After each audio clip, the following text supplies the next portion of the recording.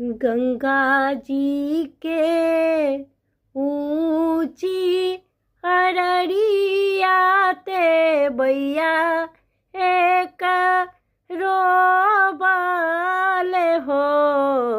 हे गंगा मैया, हे गंगा मैया अपनी लहर तूहू दिह, तू त डूबी धसी जा ए बहे।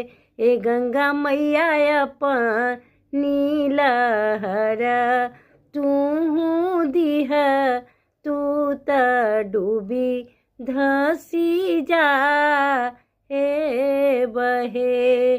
गंगा जी के ऊंची अररिया ते बैया एक रोबल हो। हे गंगा मैया अपनी लहर तूहू दिह, तू त डूबी धसी जा ए बहे।